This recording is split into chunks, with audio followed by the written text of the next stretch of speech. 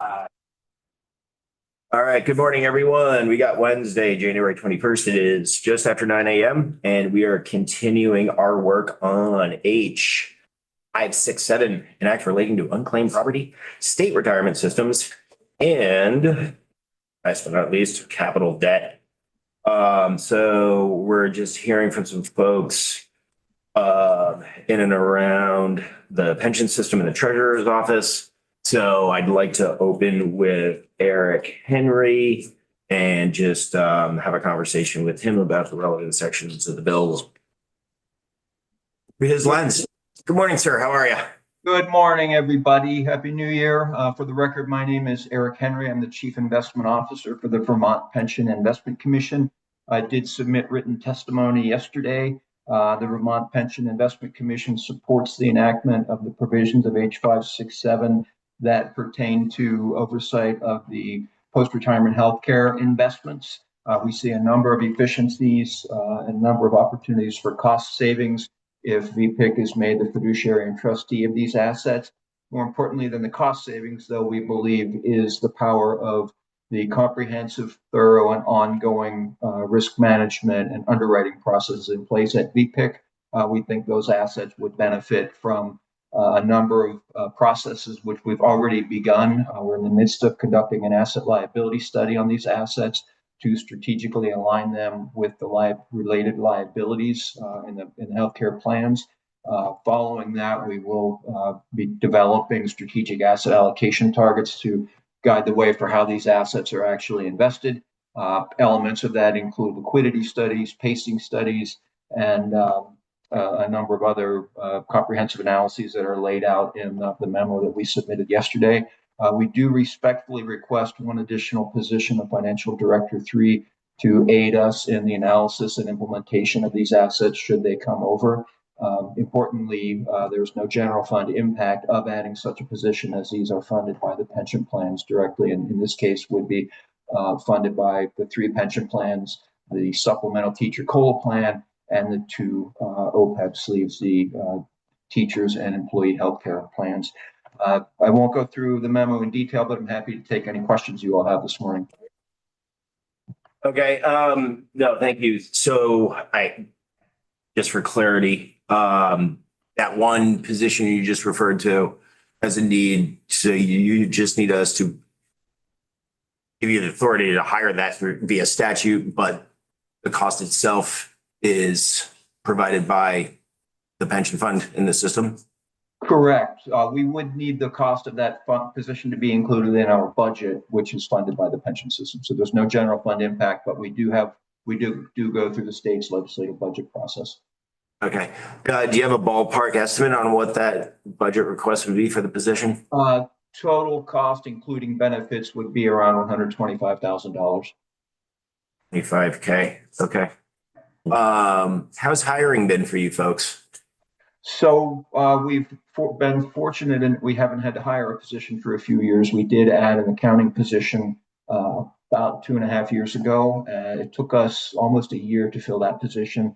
So at the time, hiring was challenging. We've been very fortunate that we've not had any turnover in our positions. There are 3 investment professionals and an accounting professional on the team, so just 4 of us. All of this comes at a time when VPIC has grown to almost $8 billion in assets.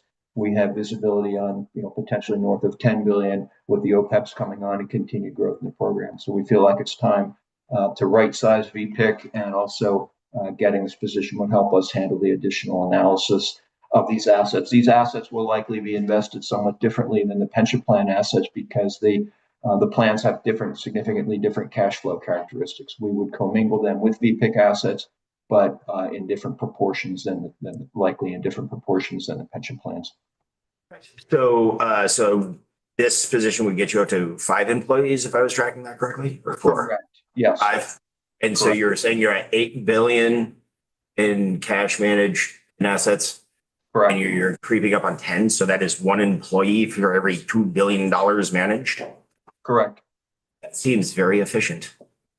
It's very lean versus our peers, but we understand how difficult it is to get positions in the state, and we're very cautious of these requests.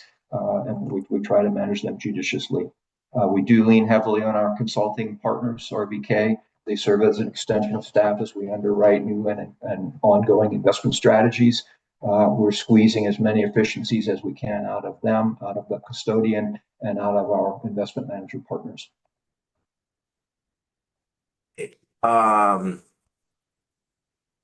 Questions from the table right now? Wow, seeing no answered my questions. You proceed. Look at that government efficiency. I have a question. Yes, Rep. We're Pistol. always hearing how the retirement fund is in a deficit or running low or whatever. Is it has it recouped what it has lost in the past? So, Eric, let me know if I get out over my skis here. So the arc of getting the pension fund to be, I guess, fully funded, the term of art, is on a timeline to achieve that goal in roughly 2038, if I recall. Yep, he's nodding. I'm remembering correctly. Yes. So this was a big political and legislative lift a couple of bienniums ago. And currently the fund has been year over year exceeding expectations on its returns, shall we say. So folks are doing a fabulous job. I think we dog-eared what, Eric, like a 7%, 7.25, something like that. And then we've been exceeding that year over year. Right. So our target is 7%. It's important to know that we're not designing a portfolio to hit 7. We're designing a portfolio to maximize returns within prudent levels of risk and liquidity. But 7 is the discount rate that we use to calculate the pension liabilities. Our returns have exceeded the 7%. We did submit our annual report early January. You all should have that. And in there, in the executive summary, we lay out some of our strong performance. The last 2 years have been particularly good with double-digit returns. In addition, for the second year in a row, our private equity program ranks #1 in the country among large public pension funds. So we have been very successful in implementing the program. That doesn't mean that we couldn't enter an economic downturn where we don't see 7% returns, but recent past has been performance has been strong, both absolutely and versus our peers. Thank you. I got a digital Simpsons hand from Representative Hooper of Burlington. Good day. Hi, Eric. How you doing? Good, Bob. How are you? Good to see you again. Beth always had the position that 1 position per $1 billion, so we're still well under the threshold for her estimation and need. But could you go over what each of the 4 positions are doing and how that will change with the addition of a new one? Sure. So let's start with the accounting position, the newest position. That person handles all of our relationships with our master trust custodian, handles processing of wire transfers, handles all of the accounting for almost $8 billion in investments. I have 2 deputy CIOs, Katie Green and Andy Cook. Katie Green oversees debt investments, real estate investments, and all of our engagement efforts with the boards of the companies in which we invest.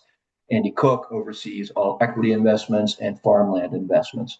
What we envision with this new position is an analyst reporting jointly to both of the deputy CIOs so that person can assist in underwriting investment strategies on both the debt and the asset side. That also provides us with some level of succession planning and a training ground to begin to develop new talent as the organization grows. Thank you. All right. Anything else for Eric right now? All right. Well, we made a note of that request and we'll discuss it as a committee, but I think on its face right now, it seems absolutely reasonable. Thank you. You are welcome, sir. Okay. And next on the punch list, we got Rebecca Wasserman.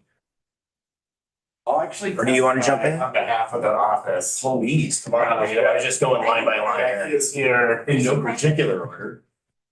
How you doing, sir? I am doing well.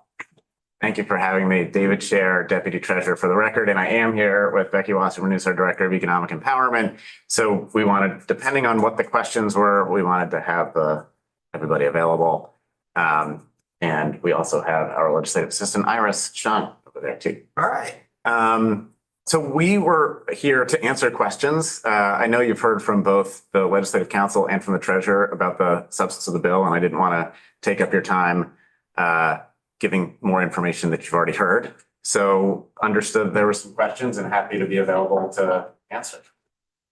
So I think what I had was, yeah, there was a request that came in from the office, was a little bit of a deeper update and conversation on the VT Saves program.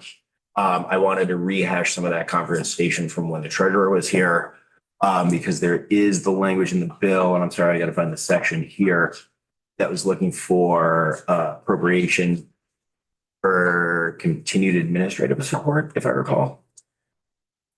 Yeah, so in section 2 and 3, essentially it would be a transfer from unclaimed property to our office, a transfer that normally goes to the Higher Education Trust Fund. But it's a little bit more involved than that, if you want me to take a minute to walk through that. No, I'd love to. Like, I want to get like 3 dents on this one. Sure. Yeah, happy to do it.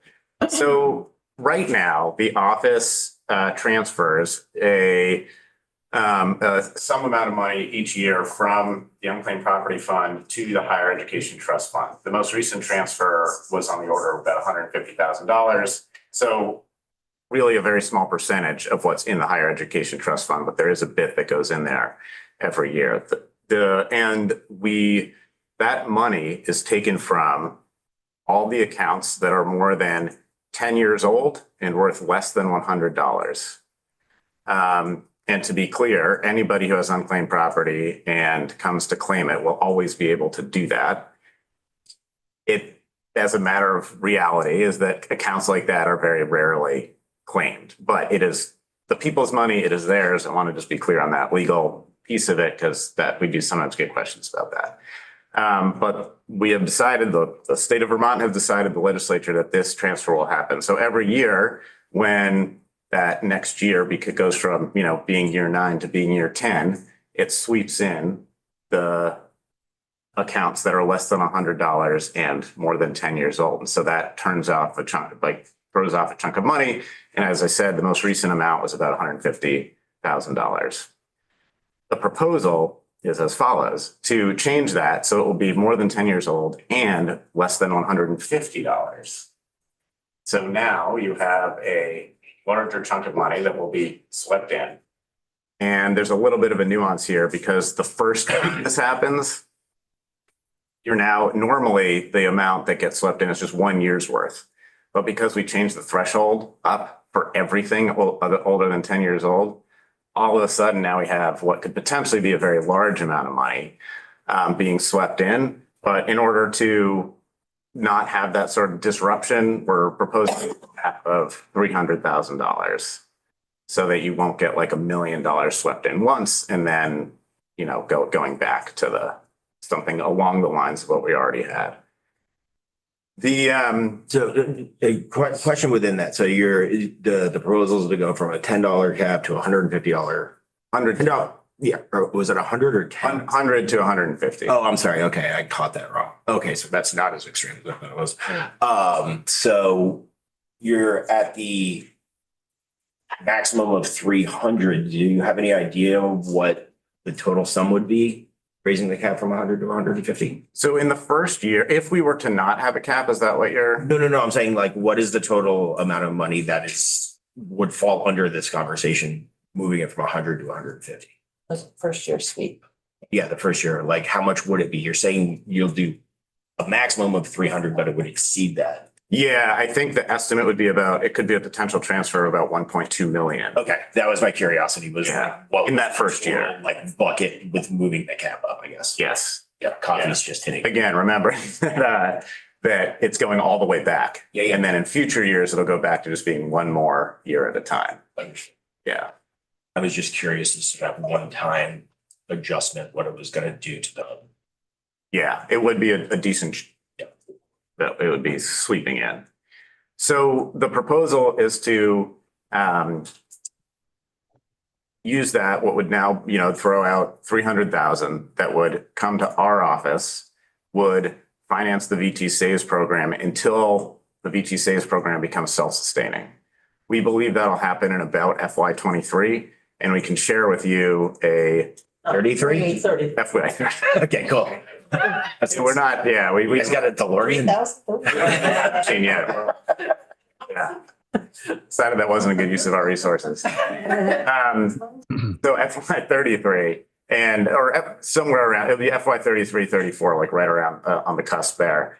And we do have a model that actually the treasurer himself produced that shows that that rise in revenue versus expense. And so at, current, in just 1 year, to be clear, we've gone from $0 to 5 million assets under management, 5,000 people in the program. So we are increasing at a good clip.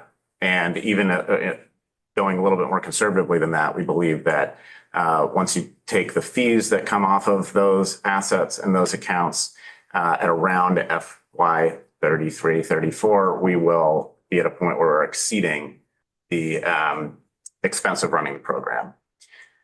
The higher ed trust fund will get whatever. So basically the point of this is to fund the gap between the revenues that we're bringing in off of the accounts and the expense of running the program. Rep Waters Evans. Morning. Morning. Can you remind me, what was the original plan of how to pay for this? The original plan was a one-time appropriation of Okay. $750,000. And it just didn't quite, It has not gotten to the point where Okay. it's self-sustaining. thank you. Rep Coffee. Just trying to get clarification. So when the funds get swept in, Mhm. right, after 10 years, so say in 15 years, somebody shows up saying, hey, so that record stays on the book the whole time? Absolutely. Okay. Yeah. So where do the funds come from to pay this person if we've already invested their money? So, I mean, they'll come from, and I think as a practical matter in the short term, they'll come from, the pool of money to where there's a lot of funds that come in where it's not clear whose it is, right? And so there is just this pool of money that's there we can't assign to anybody. Right. And so as a practical matter, it'll come out of that pool of money. If in an extreme case, you were to imagine that somehow everybody was known and everybody made a claim, we would be obligated to pay all those. And that would probably require a special appropriation to cover that, because some of this money has been swept into the general fund under the general fund transfer that we have. Some of it's been swept into the higher education trust fund under that transfer that we have. So, in an extreme case, which we think is essentially impossible to happen, that could require that response. But as a practical matter, it'll come from the pool of money that's unassigned. Okay, I'm curious about that and how it's guaranteed. Yeah. So it is, the state guarantees it and it is there for people. I thought it might be helpful at this point to, if you don't mind, I got a digital hand on Representative Hoover and another okay. question from Rep Hango. So Let's do that. Rep Hoover. Thank you. Good morning, David. Good morning. So how far back does this fund go? Question one. We are not accruing interest for people that have money in there and then come and ask for it, correct? And three, this money is invested now, correctly? Currently? Is that correct? Sorry, Becky Wasserman.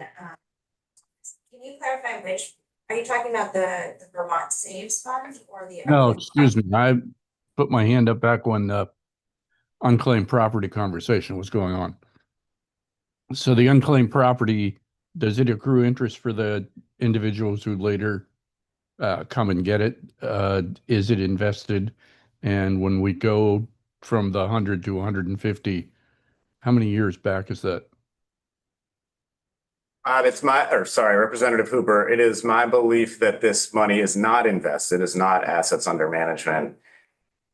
except in this, there's always exceptions. We do hold securities for people that are lost, are unclaimed also. And so of course those stay where they are and could accrue investment returns as a result. But other than that, we are not investing these funds. And I don't know how far back they go, but since there was an unclaimed property division and I don't know, or this unclaimed property structure existed, and I don't know the answer to that historical question, but I can get you that. No, that's just, thank you. Rapago. I think I have more questions than I originally had, and I'm not sure if they're really relevant, but I'm curious. First of all, why are they not invested? Why are these funds not invested? Because they could grow while people are not claiming their property, right? In theory, yes. And that is a question that I will have to get back to you on. I'm not sure. That's okay. It's probably a rhetorical question anyway, because probably no one has made the decision either to or not to invest them. So back to the Higher Education Endowment Trust Fund. Remind me where the money is coming from to begin with. Is it a state allocation to that fund? The money comes primarily from the estate tax. Okay, So estates that are taxed, that the proceeds from that go into the Higher Education Trust Fund. One of the reasons that we thought that this was a good vehicle is that we know that the Higher Education Trust Fund has had enormous revenues in the last year. And so the beneficiaries of that fund, we believe, will not feel an impact from this. Point number one. And I should add that we have spoken to the beneficiaries of the trust fund and they all approve of this. No issue with it. And the second issue is that as the from Vermont Saves program increase, the total transfer to the trust fund will very quickly match and then exceed the amounts that we had been transferring previously. So on the whole, we feel that this is a good deal for everybody. We are able to make sure that VT Saves gets up and running as it fully should. And the Higher Ed Trust Fund is not only held harmless, but will ultimately, in the long run, be receiving more revenues every year than they were before. And we'll actually pretty quickly reach the crossover point where, like the 3 years out, we should reach where under our projections, we believe we'll reach the crossover point where we will be transferring more than 150,000 a year, which is what the most recent transfer was, and it was less prior to that. thank you. Some of that was familiar from your testimony the other day. And last question, which is just totally my curiosity, up to 5% of the average of the fund's assets are transferred to the colleges, the university, VSAC. Do you know what that dollar amount is typically? That I actually don't know off the top of my head. We could do the math on it. Something north of 60 million in the Higher Ed Trust Fund right now. But I don't have that. 5% of 6 million, for instance, this year might be 60. transferred to the various institutions that disperse aid to financially needy students. I believe that's right. I'd have to check the statute to get the exact. The statute says 5%, so. That's the answer. Thank you. Yeah. All right, great, thanks. All I'm right. done. Okay. No, thank you. So, okay, Gus. And then you may have said it and I missed it. You said if we approve this and do this first year sweep of about 1.2 million, what is the intention to do with that money? And so we're proposing to cap the sweep at 300,000, just to not have this dramatic, transition in how the system works for 1 year.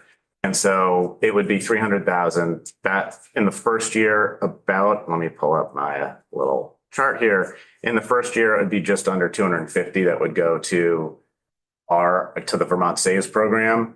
And a bit over 57,000 would actually still go into the Higher Ed Trust Fund, even in FY27. So you're not gonna sweep the whole 1.2, you're gonna cap it at the 300. That's our And then each year, if it's less than that, you're just gonna keep doing the 300,000. Gotcha. That's exactly right. And, you know, the amount going to us will get lower and the amount going to the trust fund will get higher. And, you know, in FY 29, we already see the higher trust fund getting about 160,000, and then it'll go up from there up to the full 300. Thank you. So, and this is, I got a couple of questions on the structure of the BT stage right now. So there's 300,000 obviously for administrative staff capacity, right, blah, blah, blah. What is the operating cost of the program right now? Can I phone a friend here? Yes. Economic Empowerment Director. Sure, so, so we got a one-time appropriation of 700. I think we are. Budget, I think it is about 350,000 that we're estimating. Just hired our second staff member, so that has increased the cost, and that was a position that was authorized when the program started, but we didn't fill for the last. And so what's current enrollment at or participation in the program? Oh, Sorry. either one. Either or, I'm like, We have a total of just over, question. just over 5,000 accounts and just over 5 million in assets under management. Okay. 500K cash. Gotcha. And we can actually send you, right after this, we can send you our most recent report from the investment entity that gives you the exact numbers. Okay, cool. And then there was a rule change with Elcar recently, or it's proposed and happening this week. I know it was scheduled to be discussed.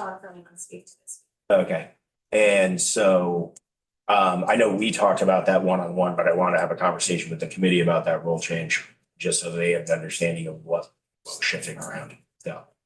Yeah, so the rule change, sorry, what's No, I was just saying. Yeah. Okay, so the proposal is to go from all businesses over 5 and over to all businesses 2 people and over will be eligible to participate in the program. The statute gave the authorization to the treasurer's office to basically choose the threshold, and we started at 5 and viewed that as actually a bit more conservative than other states in the sense that it was sweeping in fewer businesses than other states who have similar programs. The treasurer and the office really view this as a great benefit to Vermonters. They can opt out if they don't want to participate, but it is something that is free to the employer and really has significant economic impact to them. So opening up the door to more individuals in Vermont to have this opportunity is something that the treasurer wanted to do. And now that we've got the program up and running and are in the rhythm of doing the outreach that we need to do to get more folks participating, we felt like now is a good time to open the door to more opportunity for more people to participate. Oh, sorry. Sorry, we got an add-on. There were actually 2 changes that were, which is right now the statute authorizes the treasurer to make by rule requirements around whether part-time or temporary employees can participate in the program. And our rule currently said that they can participate if they work 500 hours. And so we have decided to remove that for several reasons. One, in that it really expands the scope of part-time and temporary employees being able to participate. Also, we received feedback from employers that it was difficult trying to calculate that at different points in the year and whether or not they should enroll that employee, but we just don't want those left out. So, and that's in line also with other states. Understood. All right, I have Pisnall, Hango, Coffin, No, I'm still trying to learn acronyms and you said LCAR, so I was like, what's that mean? but that's the legislative rules. Yes. Yeah. My kids Sorry, are acronym busting. It's a Yes. real thing. just trying to learn them all. Okay, so we're going Hango, Coffin. So just briefly, the expansion to employers that employ 2 or more from 5 or more employees. Do you project that that will bring in more money and accelerate the payback, I guess, to the higher education fund? It would have that impact as opposed to staying at 5. Have you taken that into account in your calculations of when you think that it will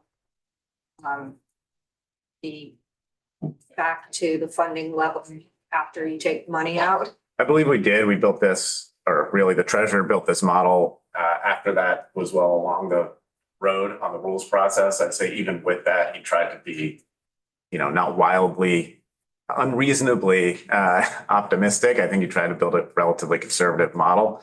But yes, it does take that into account. Thanks. And my last question is for Ms. Wasserman. When you said that the change to the seasonal, part-time and temporary employees, did you mean just to remove the hourly requirement or remove them from being eligible for the program? Just to remove the hourly Okay, requirement. thank you. So we expect that part-time seasonal temporary employees who maybe were not eligible to participate this past year because maybe they worked 400 hours a year, would now be able to participate because they don't have to show certain hours. And Rep. Ango, your second question was the one I wanted to know about with the funding, how long it was gonna take, so I got that answer. All right, look at that. Think alike. I'm just scanning here for my own personal benefit. Any other questions for the deputy treasurer at the moment?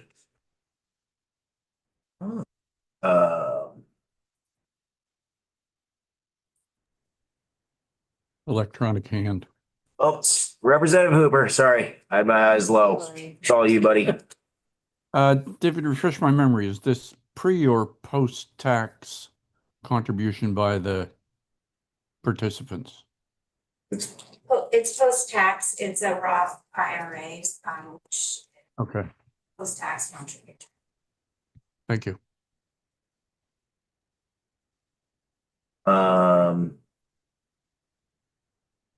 Now we need to track down some other folks to give testimony on this with some of the other sections, but I think I've asked everything I needed to this morning at this point. Unless you have any other, I'll give your staff here, any other parts you would like to discuss broadly within the bill. It's all. I just wanted to make a clarification on what I said earlier Oh, please. about the budget. It's actually around 343,000. That request is actually for the Lowell Economic Empowerment Division. So I just wanted to clarify that. So that includes the other programs in the division, and Vermont Saves is approximately 50%. So it's not the full amount that is the cost of. It's more like $106 per year. Okay. I'm sorry, 100 and what? 60. I did Plus minus. actually, I don't know if I did that, more like 170. That's why I put a plus minus on it. Yeah. 50%. Muscle menos. And we did submit in the treasurer's annual report a budget document that is specific to Vermont Saves. So you can take a look at that too as the last few years. Rep. Ango. And my question is for either of you, the Office of Economic Empowerment, is that, well, maybe it's for the chair too, is that in our jurisdiction in terms of budget? And would you prepare a formal request budget letter for us? Because is the whole, I don't know who it's for, because I don't know the answer to the question. So is the whole 343,000 request this committee's jurisdiction, or is only the 160,000? That's. I mean, where I'm trying to jurisdictionally get. speaking, I would assume it's this, like, the Office of Economic Empowerment is housed in the treasurer's office that falls under our jurisdiction. Seeing nods, yes. So sometimes we're administrative functions only of a department. So that's what I was trying to get at. Yeah, I think I need to double check with appropriations when we're doing all this, but I'm. You can ask legislative council. Yes, I'm getting nods from council, the Okay. deputy treasurer Great. and the chief financial. Thank you. So if you would make that proposal in writing to us, that would be really helpful for our budgetary Yeah, process. and thank you for that, Lisa. Yeah, so like we're getting ready for like our budget memo work right now. So like those pieces just with the requests. So when we organize things for appropriations.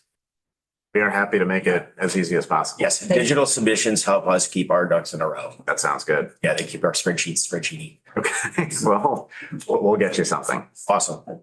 And then I'm just scanning this bill right now just to see if there's anything I missed while you're sitting here. But these were my biggest questions for today.